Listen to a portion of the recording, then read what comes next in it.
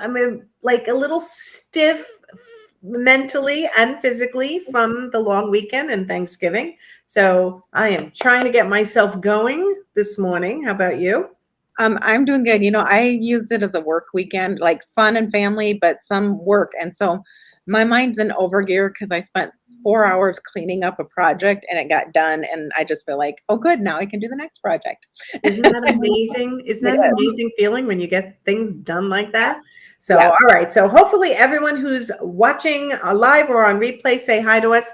And I hope everyone had a really nice Thanksgiving if you live here in the United States. But let's talk hashtags today. Yeah. So I did some deep dive and research history. First of all, do you know when hashtags first came to use? Do you know what year?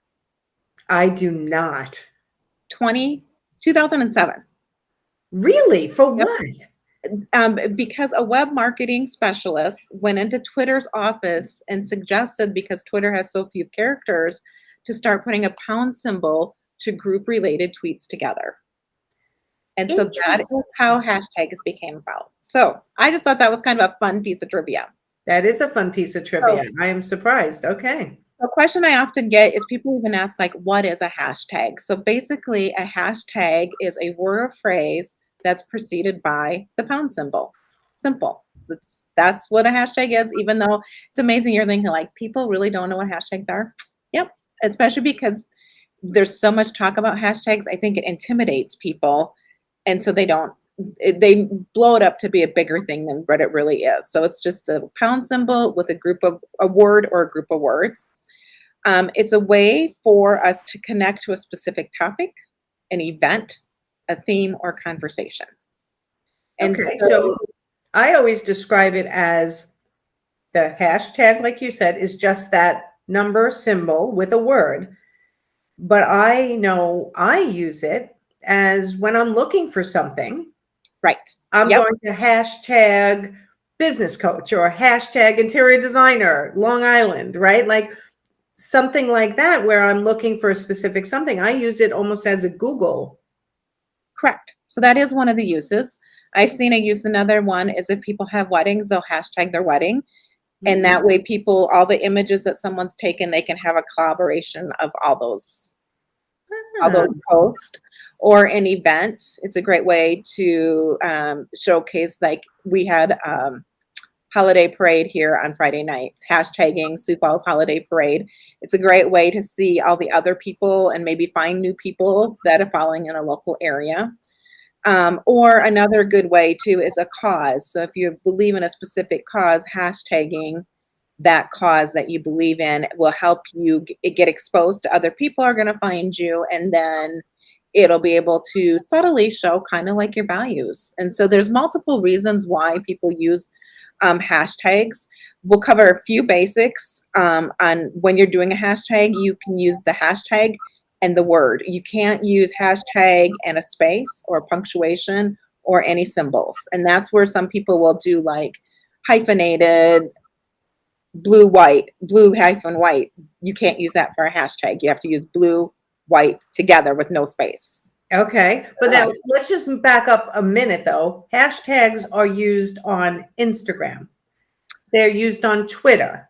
Right. Where else is it smart to use a hashtag, and where is it a waste to use a hashtag? Actually, on all the platforms, you can use hashtags. The key is to how many and what the purpose is.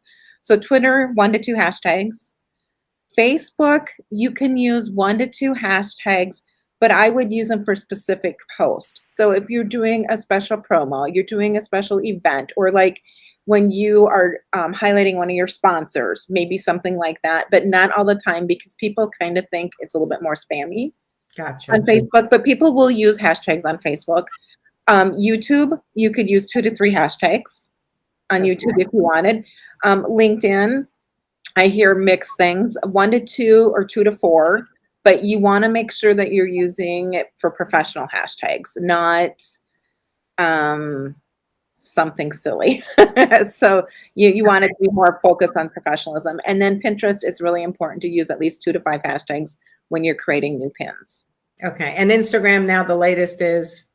So Instagram is interesting. The Instagram curator, which has its own type of feed, is saying use 3 to 5 hashtags per post and put it right in your copy on your copy section. Instagram proper, the whole Instagram is saying between 8 to 15. So the thing is we used to do 30 and that we were pretty consistent, but right now less is actually more. What's happening when we're using all 30, and I'm going to have a caveat here, is that sometimes it'll mess with that algorithm a little bit and it just kind of makes the algorithm go goofy. And so having 8 to 15 concise targeted hashtags makes better sense. And we'll talk about that just a second. Now, however, if you're using 30 hashtags and it's working, use them. So see, this is the thing. We're really just reading different studies that are coming out and trying to interpret them, because the beauty of social media is they don't really tell us. Correct. Well, and the thing is that at one time hashtags would really help. If you started a new Instagram account, using the right hashtags would really help. Now hashtags are something to do, but they don't have as much weight and prominence on them as having good content that you're sharing. Okay. Or having that consistency. So to me, hashtags are kind of like the sprinkles on a cupcake. Like they make that cupcake look prettier. They make them sometimes taste better. Maybe we did better do frosting, because you have to have frosting on the cupcake. You don't always have to have sprinkles. So, but you need them, but we tend to say, well, my Instagram isn't doing very well because I don't know hashtags. I don't have we put too much pressure on the hashtag. So having a few key things, knowing how many hashtags to use. People will say, do we put them in the main copy, or do we put them on the first comment? We do both for our clients. The ones that I usually will do the first comment is when they've got too many characters in the copy and we can't put any hashtags in. So then we do the first comment. It's a testing to see what works better. If you have a really long post, maybe putting the hashtags in the first comment might work. They're searchable for both. It's still going to show up for both. Yeah, and I just think, again, I think people get hung up on sometimes on these details where it's just get the hashtags on your post somewhere and then start tracking to see what you think is working. But even you may think that's what did it, and it might not have even been that. So it is always a testing, adjusting constantly. Correct. And one thing when you do, say you're testing out new hashtags, first, it's important to test and try, especially if you're using the Instagram. But if you're looking in your insights, you can go ahead under insights, you can see how many impressions you have. And then part of it will say, does it come from your feed? Does it come from your home? I don't know. And then it'll say from hashtags. So then you can see if the hashtags are what's driving. And if you try a new set of hashtags and it's working, then you'll know. It's just kind of a good way to check if you're spending a lot of time and energy on hashtags. When researching hashtags on what you should use, you want to use, like I put in interior designer hashtag to this morning just as a test, and I forget. Let me just quickly do it here again. That's not a really good hashtag to use because it is so diluted. Yeah, there used to be reports, and there probably still are, like you should be using hashtags that have between this many people and that many people researching them. And then again, this is always this moving target, Kim. Like, how does anyone keep up on all this information? I mean, I have you to keep up on the information. You test, you listen, you do some research, and just try to get on the, find some key people that are up to date on the changes, and then be ready to pivot when needed. So like interior design has 135 million posts with that hashtag. So if you post using that hashtag, it's diluted. People aren't gonna see it. So the recommendation is between 20,000 and 500,000 posts that are related to your niche, related to the post, or related to something somebody's gonna search for you. Okay. Say that number again, between how many? 20,000 and 500,000 is the latest. Okay, so if you're looking up a hashtag to see whether you want to use it, If Right. it shows that it's searched between 20,000 and 500,000 times, and we're talking about Instagram at the moment, then it's possibly a decent hashtag for you to try to use because people are Right. searching for that hashtag, and you may stay up in the feed for a decent amount of time for people to find you. But if it's over 500,000, you're going to get buried really fast because Right. so many people are using it. So when I did interior design, that's 135 million. Interior designs is 1.3 million. So when I went down to interior design lovers, 543,000. Ooh. So that was a new one. Interior design inspiration is 1 million. I mean, you could try it and see. It's not quite as diluted. Okay, just do me a favor. Do interior designer Long Island. I'm just so curious what that number would be. I could do it myself if I pick up my phone. But that's okay. I've got it right here. Okay. So yes. Oh, I Did you spell it right? no, I put an F in there. My fingers didn't. Because I remember years ago, I did my first live presentation to Long Island interior designers, and I said, not one of you is using hashtag interior designer Long Island. There wasn't literally even one person using it. That was 5 years ago I did that seminar. Now it's 364 posts, but for that. So let's go a little bit broader and we'll do long interior designer New York. And even that one is 818. Where do you see the number? Because I just did into hashtag interior designer Long Island in the search bar on Instagram, and it came up with 100 plus posts. I feel like I'm looking in the wrong place. Okay, so I gotta go back. I just put it in search. Interior. I did interior designer, so that could be the difference. Yes. Well, interior designer, and then I'm going to do New York. Okay, I did the same, and it says 500 plus posts. But where do I actually see the number? I hit the hashtag button. You hit the hashtag button. I don't know where that is. So I'm wondering, and I don't know if maybe our layout is different because do you have an iPhone or do you have another? I have an iPhone. Okay, and I have the iPhone too. So it could just be what I'm touching. So I'm in the. So if I have your feed, and then I click on the little magnifying glass on the bottom. Oh, okay. I did it in a different spot. Okay. And then it's search button, and then I put in the interior. I see it. It says 818 posts, interior designer, New York. Yes. Gotcha. Okay. So I was looking. So with all the designers in New York, I'm in New York, which is why we're doing it for anyone who's watching from another state, but you can take wherever you are and put in interior designer, Florida. You can put business coach, Long Island, whatever you are, who, when you're listening to this, put that into the search bar on Instagram and find out how many posts are being used with that hashtag. And you're saying if it's between 20,000 and 500,000, that's a post, a hashtag you definitely want to incorporate. Yes. Want to incorporate. But what about the ones that are so low? Like, to me, that I still would like that. Interior designer, New York. Because that's what are people going to search? I mean, if I was looking for a service, I would be searching for the interior designer and the name of my town or the name of my region or the name of my state. So I would be using all. Same with if I'm looking to hire a business coach that's local or a social media marketer that's local, I would do the same thing. Correct. Yep. So go ahead and use the town. So having them, down more specific. One, it's brand awareness. People are going to know where you're at. Mm-hmm. One of the pet peeves I have is when I do an audit and action for you, and I will go to their website and I'll go to all their social sites, and I won't know where they're at.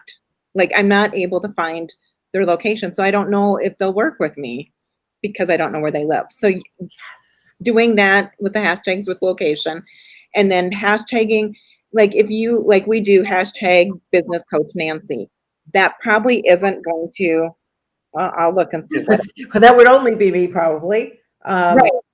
but it is a brand recognition. So you want to Right, think, because if people are looking for me, they can't always find me. They don't remember my last name. They'll just go business coach Nancy. right. And you've had 554 posts See with that? that Okay. hashtag. Okay. So, it's okay to use some of the smaller ones, especially like I always do fresh impact with Kim. Well, nobody else is using that probably. So, it's a way to stand out a little bit more. But then if you're using more of the general, so like social media marketing would have a lot of hashtags. So how can I make that more specific? Do I say social media marketer for designers, or and seeing where those numbers are when I'm coming up with my hashtag strategy? Okay. I like this. We haven't talked hashtags in a really long time. Yeah, we haven't.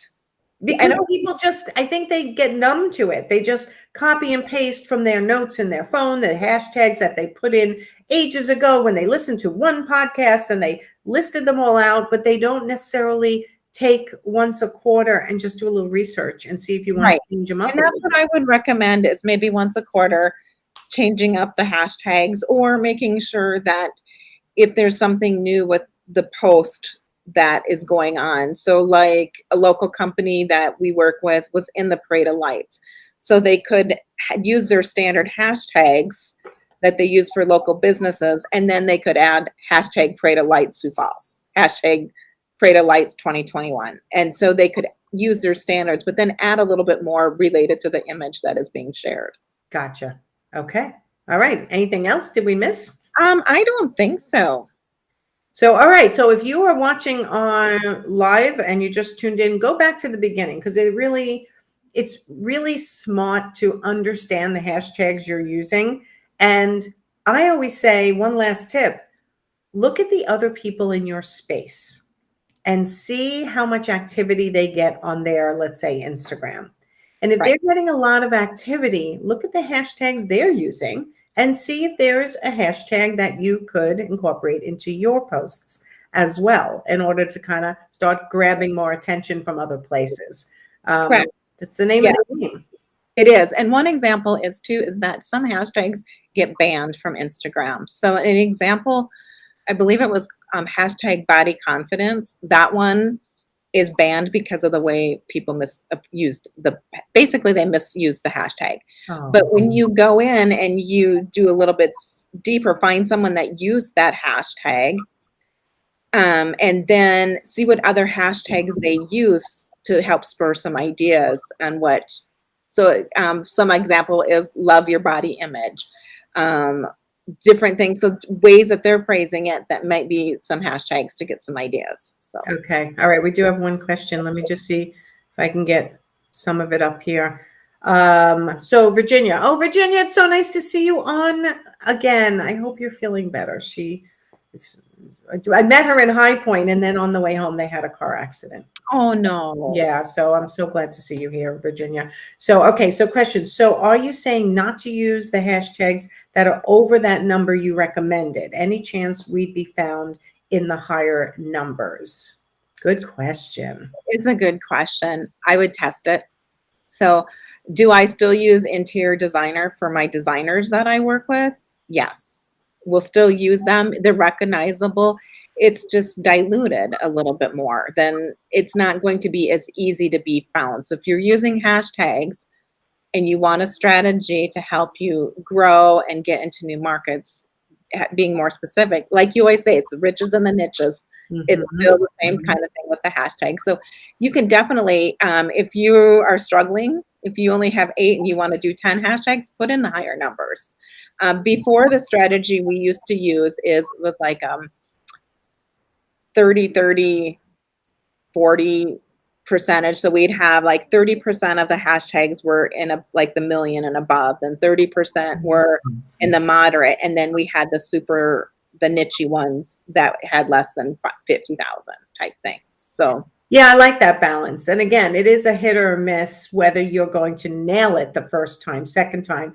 And then it's, what does nailing it even mean, right? You're just looking to be found by your ideal client. So the way I always say it is, if you put yourself in the shoes of your ideal client, what would they be researching in order to find you? That's Correct. the most important hashtags for you to include. And then you can include other ones that maybe have a higher number in order to grow your Instagram audience, but it may not necessarily be specific to your ideal clients, right? So Correct. if you're just looking to grow, you can throw in all kinds of hashtags. But if you're really looking to attract your ideal client, might take a couple extra minutes to get really specific about your area and what your Right. ideal client would put in order to find you. Right. And so if you're a designer that specializes in home remodeling, using hashtag home, I haven't checked to see the numbers, but depending on hashtag, hashtag home remodel New York or different things. But yeah, so if you had 15 hashtags that you're going to try to acquire, then doing, 4 or 5 with the higher number, 4 or 5 with the moderate number, and 4 or 5 with the real brand specific niching. Right. I think it also matters if you do e-design or virtual design, right? So if you want to put interior designer, hashtag interior designer, you're going to fall down quickly in the feed because so many people are using that. But you never know. Somebody might see you at that exact moment, and that might end up being a client. So Virginia's asking, what about Instagood My Photo or any similar to that? I don't know anything about that. Do you, Kim? Well, Instagood My Photo has 7.4 million posts. Oh, forget it. You're never going to be found in that. Right. Chances are you aren't. And so, I mean, if I wouldn't, just because everybody else is doing it. And Right. sometimes, So in other words, how can you test this? Tell me if I'm right with this, Kim. If I used Instagood My Photo and posted right now, 1 minute later, I go and look up and search the hashtag Instagood My Photo, I'm probably already way down in the feed because so many people used it after me that I just fell far down. right. And so what you want to do is you want to, when you hit on that hashtag and it'll come up, there's a top and then there's recently used. Yes. And what you want to do is try to get in the hashtags that show up in the top. You want to show up in those top hashtags. And the recently used, they're going to go through that really fast. If you have 7.4 million people using that photo or using that hashtag, it's going to cycle through really quickly. It's Right. going to be like when you think of Twitter versus Instagram, a tweet's half-life is like a minute. Like you tweet and it's gone. Where on Instagram, it's quite a few more minutes. And so you want to think about that. It's not like you can't use it, but you think about what the goal and the purpose of. If you are really curating your feed on Instagram and you're using hashtags to market your business, then I would make sure that I use the best hashtags to do that. Right. If you took a picture of Millie and it's just for fun, then using the Instagood My Photo would be fun. No. Right, or Dogs of Instagram. You look up that one. I don't know how many. There was so many. Millie has her own Instagram that I haven't used in a while, but everyone loves LUVS. Millie is what I normally hashtag it, so it gets picked up on hers as well. But yeah, I think you're right. It depends on how much time you want to put into it. But if you do once a quarter, do a review of the hashtags and whether they are still your more general ones, the ones you use every time, whether they are still applicable. It's a really smart thing to do because the world is changing so fast. This online world, it's hard to keep up. It is. It is. It's extremely hard. And one thing too, if you find that your Instagram that you're posting good quality content, but it just is kind of stale, well then I would test some new hashtags and see if that can help. Okay. Change If that things up. doesn't kickstart it again. Okay, great. Oh, this was a lot of information today. Thank you, Kim. You bet. I told you I had lots of notes because I didn't want to forget anything because we can get off on tangents really easy. We do tend to do that, but Yeah. whatever. All right. Well, everyone go have a happy Monday. Go check your hashtags. The new year is starting. Woo, very soon. So you want to have at least some of that stuff all figured out. All right. Virginia's sneaking in one last question here. She said, so do you recommend a certain amount of hashtags like they use to say, we did cover that in the beginning, Virginia. You might not have been on yet, but what was the number, Kim, they're saying these days? So Anywhere between 8 and 15 is a good number. So some are saying the Instagram curator themselves are saying 3 to 5, but Instagram itself says 8 to 15. So I'm convinced that people just say whatever they want and then say they're the expert because no one really knows. right. I know Instagram itself has come out and sent different 8 to 15, and then the creator. So Instagram creator is just a different thing than Instagram business, and that feed itself, they're up to date and said 3 to 5. So again, test to see what works. Test to see what works. Okay, sounds good. All right, everyone, go have a great Monday. Be productive, and I will see you here tomorrow. Thanks, Kim. And have a